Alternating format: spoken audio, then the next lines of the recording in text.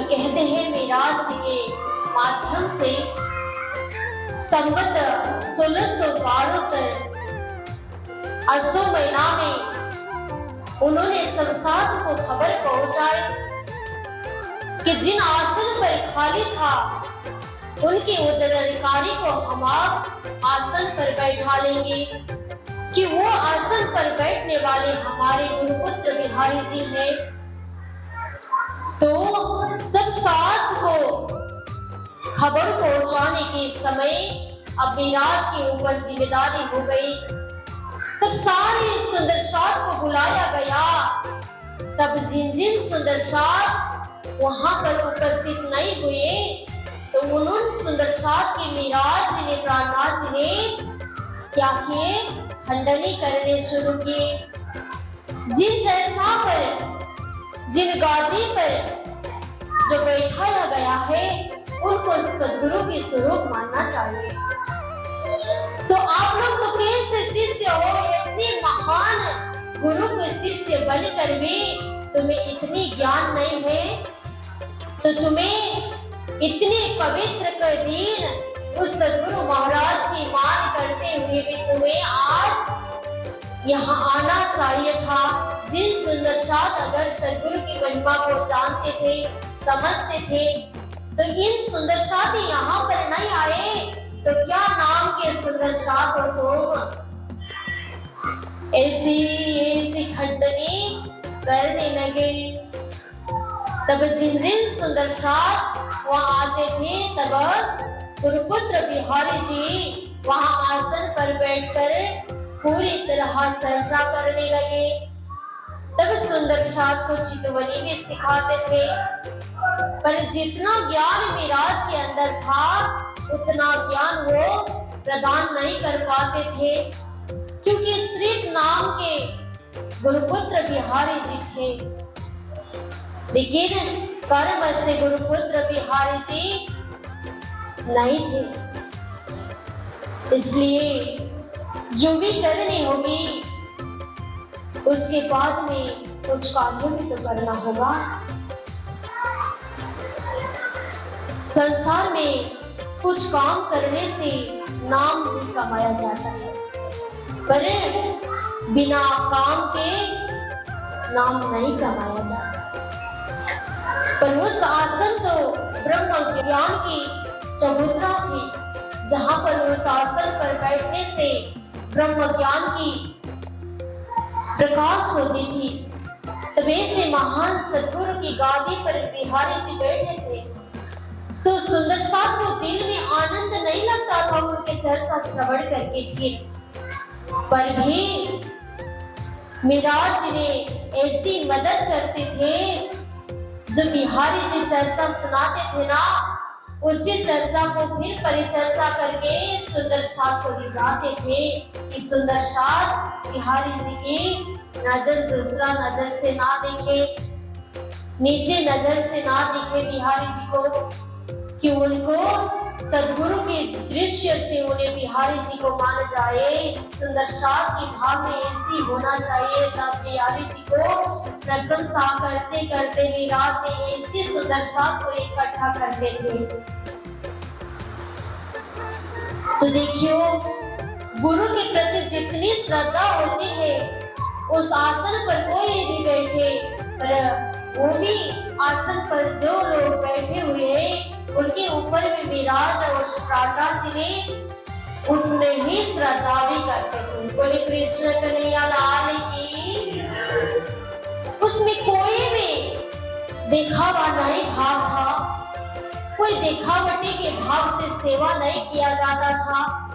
मिराज के दिल में पहले भी तन मन वचन से सेवा निष्ठा था, तो आज भी बिहारी जी गुरुपुत्र आसन पर बैठे हुए, पर भी उनके अंदर के भाव में, मिराज के भाव पर क्या था, तन मन वचन से पूरी लगाव, प्रेम, श्रद्धा, भक्ति आज भी उतने ही था। तो जैसे जैसे सत्संग कथा सुनाते थे ना, तो वैसे वैसे ढंग से और उसको प्रस्थान करते हुए मिराज जी और चर्चा को परिचर्चा में बदल देते थे। बोले सदगुरु महाराज की। सुंदर साथ जी ने कहा गुरुपुत्र बिहारी जी से कि गुरुदेव, आप तो खुशखबरी है कि आप सदगुरु के आसन पर बैठकर हमें चर्चा सुनाने के अवसर आप ही को मिला, ये गादी भी आप ही को मिला। तो इतने भाग्यशाली हो आप, तो हमें सुंदर साथ को कुछ प्रसाद तो बांट दीजिए, कि हमें तो कुछ भंडारा दे दीजिए खुशखबरी पर। तब बिहारी जी ने अगर चाहते थे तो दूसरे को दूध मंगाते नहीं थे। तो सुंदर साथ के मन में एक खटपट हुई कि इतना लालच बिहारी जी के ऊपर है कि अगर वो हमें भंडारा देने चाहते थे ना, उनके अंदर ऐसी भाव नहीं आती कि हमारे लिए घर से दूध लेकर आना, ये भी नहीं कहते थे। तो सुंदर साथ के मन में ऐसी भाव आई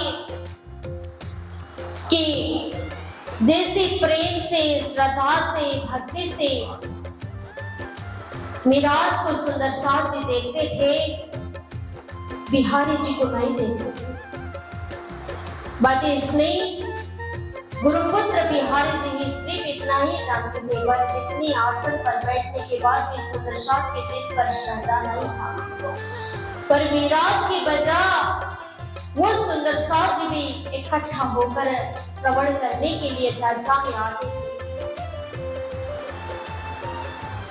तो एक बार सुंदर साथ जी ने कल के दिन क्या किए पता है? बिहारी जी ने कहा था चर्चा के समय कि सभी सुंदर साथ को कल सुबह चर्चा के लिए आते टाइम अपने घर से एक एक लोटा दूध भर के ले आना। तो उस बर्तन में, बड़ा सा चेबत से बर्तन में एक यहाँ रख दूंगा आगे, तब उस बर्तन में दूध पूरा भर के मैं तुम्हें भंडारा दे दूं। खीर की भंडारा देने वाले थे। तब ये बात सुंदर साथ के दिल पर खटपट हुई, अरे अगर मीरा जी यह जगह पर होते ना, ऐसी नहीं करते थे। पर बिहारी जी आज हमें इतनी खुश खबरी पर भी भंडारा देने में हमारे घर पर दूध ले आने की बात कर रहे हैं। ऐसे तो उनके सुंदर साथ के दिल पर क्या आया पता है? दिल पर आया कि मैं रात को ही ले जाऊं। तब मैं क्या ले जाऊं? पानी भर के ले जाऊं। एक सुंदर साथ के मन में ऐसी भाव आई, तो रात में वहां डाल दो तो और सुंदर साथ तो दूध लाते होगे ना, तो मेरे लाई हुई पानी की कोई पता नहीं चलेगा। तो इस भाव से सुंदर साथ एक के दिल पर ऐसी भाव नहीं आई, सबके दिल पर ऐसी भाव आई। तो कथा के समय में वो आ गए। कल सबने भर भर के लोटा पर क्या ले आए? पानी ले आए, दूध ले नहीं आए। तो बिहारी जी को लगा कि आज तो इनको बढ़िया सा भंडारा मिलने वाले हैं। पर बिहारी जी को पता नहीं था कि सबने पानी ले आए हैं। बोले कृष्ण कन्हैया लाल की। तो बिहारी जी ने भी उस बर्तन को नहीं देखे। पर जब भंडारा के समय, जब उस दिन की चर्चा पूरी हुई, तब वहां जाकर बिहारी जी ने देखे, तब उस बर्तन पर पानी था। तो बिहारी जी के मन में भी लगा कि मेरे ऊपर सब सुंदर साथ की श्रद्धा नहीं है। तो वो दुखी हो गए। तब सोचने लगे कि ये सारे सुंदर साथ तो मिराज के ऊपर ही श्रद्धा करते हैं, मुझे पता है। पर क्या करूं, मैं गादी पर हूं, एक हिस्सा तो मेरी है ना। मुझे उस गादी का मर्यादा करनी होगी। तो इसकी वजह उन्हें उनकी लज्जास्पद जो कार्य था उन्हें छिपाना पड़ा।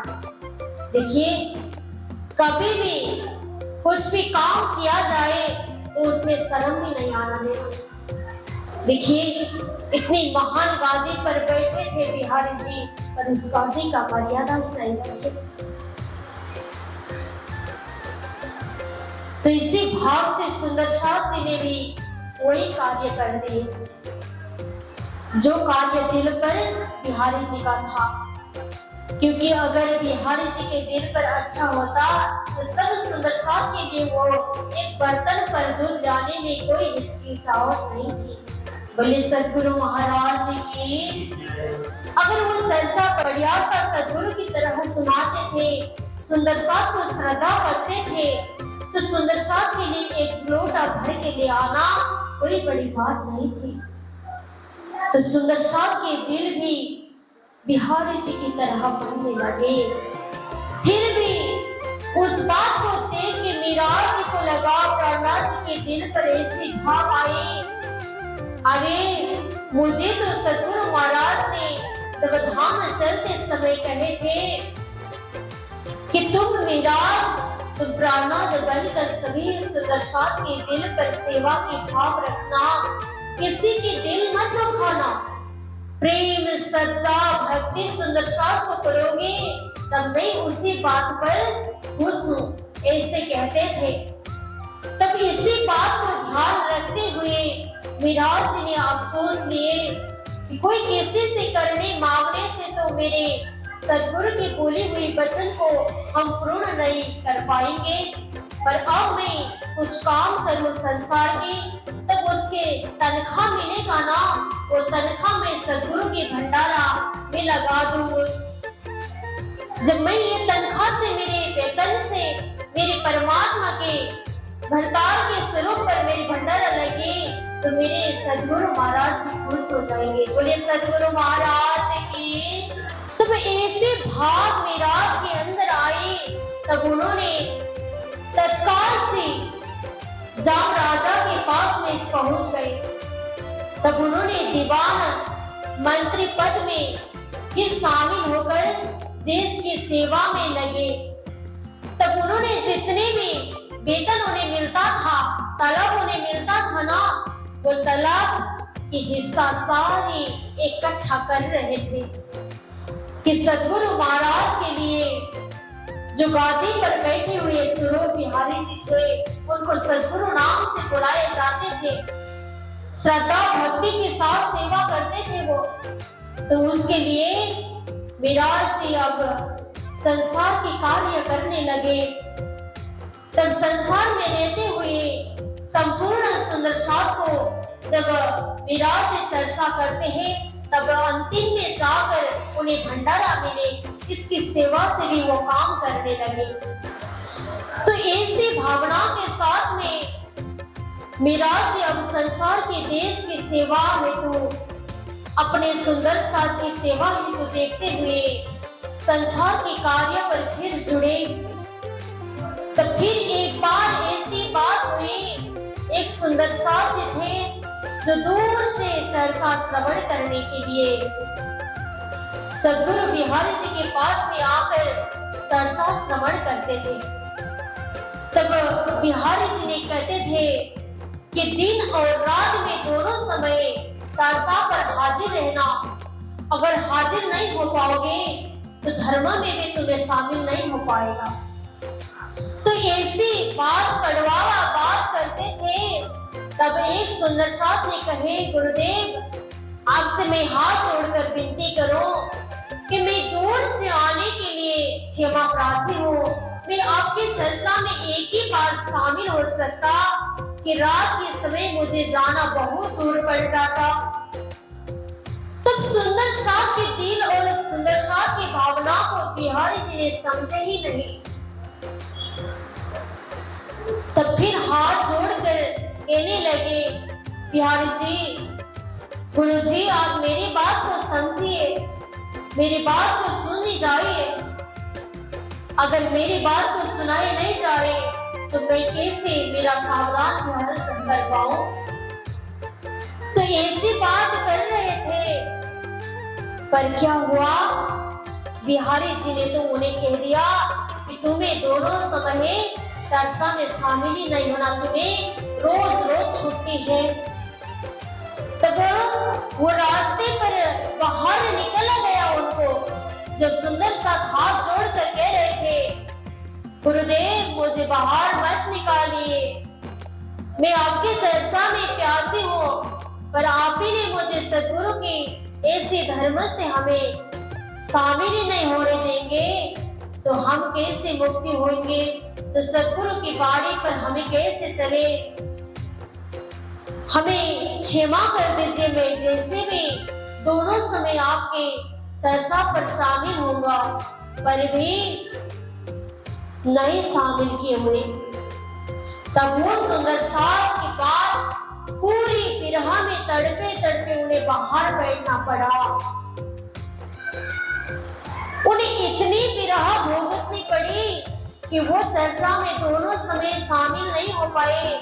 तब बिहारी जी ने कह दिया, तुम्हें बार बार के लिए छुट्टी है, अब तुम्हें आना नहीं चर्चा पर।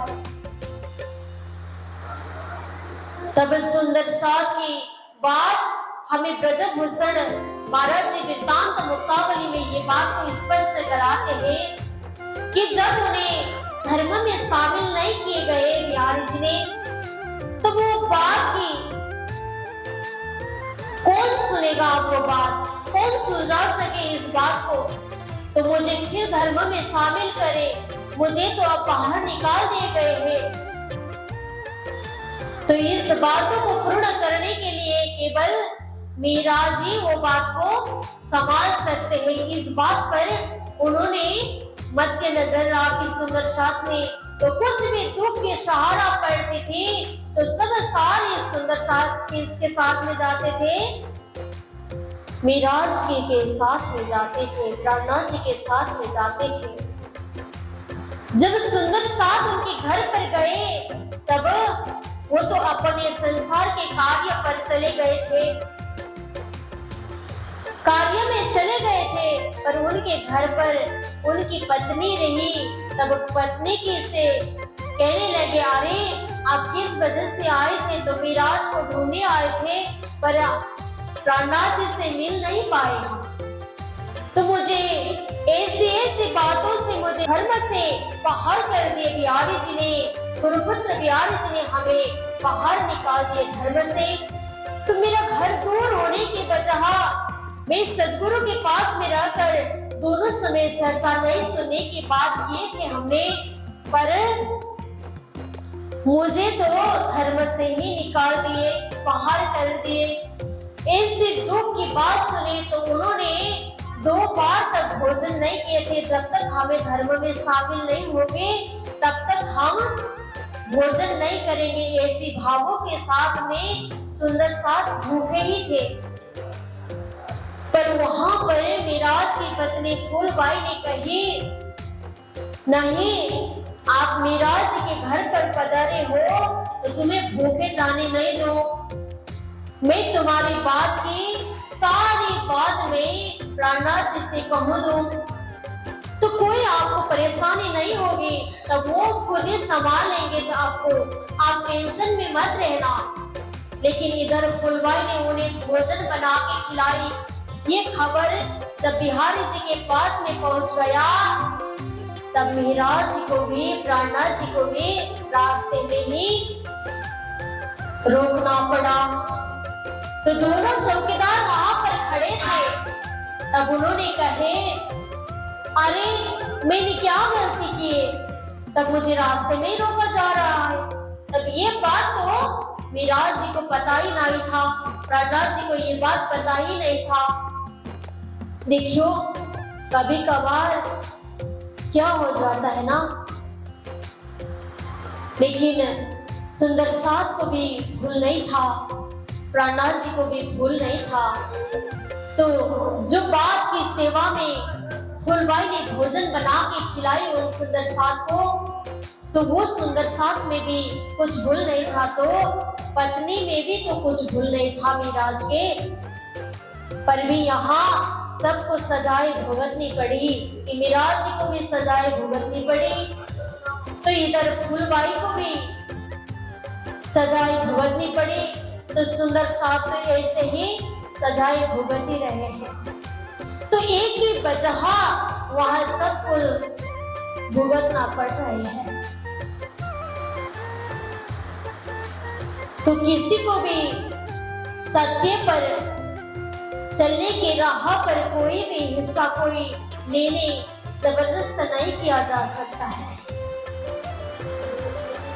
तो परेशानी की घड़ी में अब क्या कर सकते, पर मिराज ने ऐसी बात में तो कहे कि क्या हुई मुझसे, आज मुझे क्यों दरवाजा पर रुका जा रहे हैं। तो दोनों चौकीदार ने कहने लगे कि आपके लिए अंदर आने के लिए बिहारी जी ने मना किए हैं। तो उन्होंने कहा किस बात पर मुझे ऐसा करना पड़ा। तब इस बात को खबर ही पड़ी, तब मिराज जी कहते हैं अरे क्या हो गया, हमने तो कुछ गलत तो नहीं किए थे, पर आज ऐसी बात में क्यों हमें बाहर खड़ा रहना पड़ा। तब बिहारी जी ने उन्हें दो चीज की परीक्षा लिए गए थे, तो दो चीज पर एक को पसंद करना चाहिए था, उनको मान करना चाहिए था बिहारी जी को। तब वो दो प्रश्न क्या क्या था पता है, अगर तुम धर्म के लिए अपने परिवार को छोड़ दियो तब तुम्हें धर्म में शामिल किया जाएगा, नहीं तो तुम्हें भी बाहर करना चाहिए। तो आप तुम अपनी पत्नी को पसंद करके मानोगे कि धर्म को मानोगे। तो ये दोनों चीज मिराज के सामने बहुत मुश्किल था, पर मिराज ने ऐसे सोचे मुझे तो पत्नी तो संसार की लौकिक है कि वो मेरे केवल संसार के ही देखभाल कर सकती, पर आध्यात्मिक जो धर्म है वो तो मेरे संसार से भी पहले का रिश्ता है, जो मुझे संसार में आने के लिए भी परमात्मा का सहारा मिला, तो संसार में रहते हुए भी परमात्मा की सहारा है। तो अब संसार को छोड़ने के बाद भी मुझे परमात्मा की ही सहारा लेना चाहिए। तो अब मैं धर्म को ही मान करके धर्म के राह पर चलने की कोशिश करूं। तो उन्होंने फूलबाई को त्याग दिया, अपनी पत्नी को संसार में त्याग कर धर्म के पद पर बिहारी जी की गुरुपुत्र बिहारी जी की मान भी रखे। बोले कृष्ण कन्हैया लाल की, प्राणनाथ प्यारे की। तो देखिए धर्म में चलते चलते समय क्या क्या भुगतना पड़ता है ना। तो ये सारी चीज भुगतने के लिए तो मिराज ने भी सोचा ही नहीं था होगा। पहले खेतबाई के धन लेने के लिए गए थे, पर उसमें भी आप उन्हें सत्य होने के वजह भी उन्हें दुख भुगतना पड़ा। आज भी सारी चीज के दुख भुगत रहे। सुंदर साथ की वजह अपनी संसार की पत्नी को दूर करना पड़ा। तब जब फुलबाई को ये बात पता चला तो फुलबाई भी खुश हो गई कि मेरे पति ने संसार के देहा भाव को देखा नहीं, पर आध्यात्मिक रास्ते को देखा। तो हम खुश हैं, क्योंकि वो तो सबके दिल पर बैठने वाले स्वामी हैं। तो मैं एक के लिए पसंद करके क्या हो सकता है, मैं भी तो परमात्मा के ही सहारा पर हूँ। तो जो पूछ किए मेरे पति ने, तो उस खुश ही नहीं, जो निर्णय किए, जो कर किए हुए बात पर ही मैं खुश हूँ, मुझे कोई भी तकलीफ नहीं है। पर उनकी अंतिम सदिच्छा इतना ही था कि अब फुलबाई भी जब प्राणनाथ जी उनके पास में नहीं है, तो अब धीरे धीरे उन्होंने अपना पूरी भोजन आदि प्रसादी छोड़ दी। तब उन्होंने अपने पति के संदेश भेजा, अरे पतिदेव, मुझे बहुत अच्छा लगा कि आपने धर्म पर ही अपना दायित्व सौंपे। तो मुझे नहीं देखे तो इस बात पर मैं दुख नहीं हूँ, आपने जो किया वो अच्छा किया, पर मेरी एक ही सदिच्छा है आप पर। मेरी अंतिम घड़ी आई है, तो मेरी इस अंतिम घड़ी पर आप मेरे जहाँ पर दाह संस्कार होगी वहां पर एक बार आपके पवित्र चरण रखा जाए। तो ऐसे दिल के भाव उन्होंने अपने पति के प्रति एक पत्र लिखी। बोले प्राणनाथ प्यारे की, सद्गुरु महाराज की। देखो ऐसी श्रद्धा के भाव उन्होंने समर्पित कर दी। जब उनके धाम गमन की खबर प्राणनाथ जी को मिली, तब उस खबर पर वो निकल पड़े। तब वो दाह संस्कार जहाँ हुई थी वहां जाकर अपने चरण रख देते हैं। तो संसार में प्राणनाथ जी ने जहाँ उनके दाह संस्कार किए थे, तो वहां जाकर प्राणनाथ जी दोनों चरण को रख देते। तब एक ज्योति प्रकाश होकर प्राणनाथ जी महाराज के दिल पर शमायमान हो जाता है।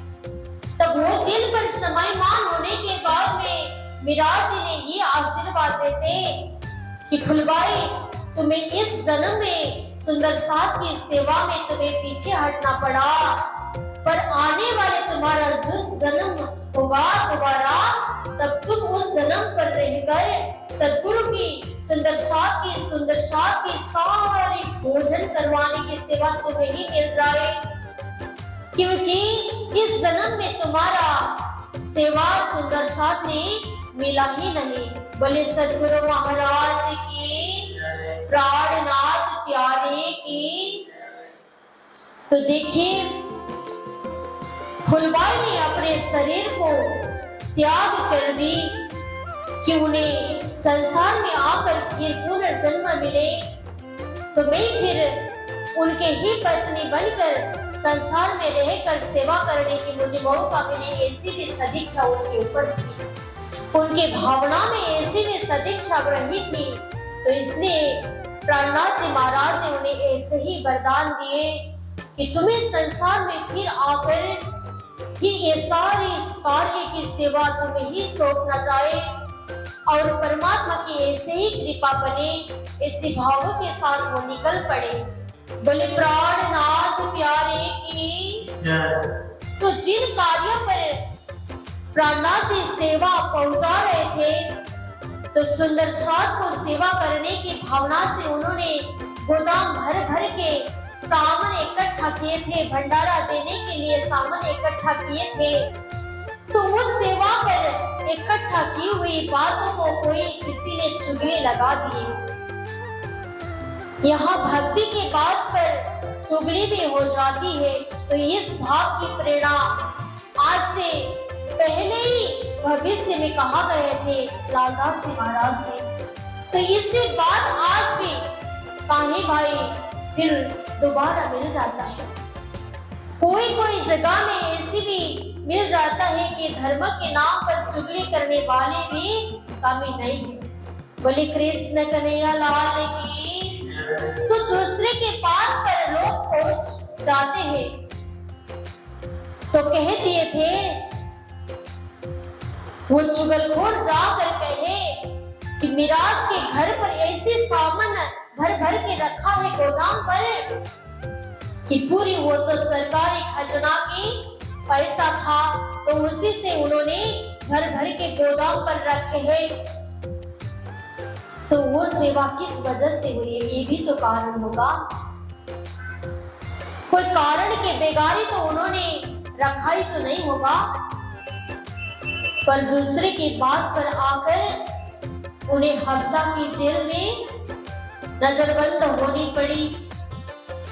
तो वो सारे कार्य फिर संसार में ही सरकारी खजाना पर चला गया। जिन खजाना की सेवा सद्गुरु महाराज के लिए उन्होंने अपने तनख्वाह से ही इकट्ठा किए थे। बोले सद्गुरु महाराज की। आ जाइए एक भजन श्रवण करते हैं।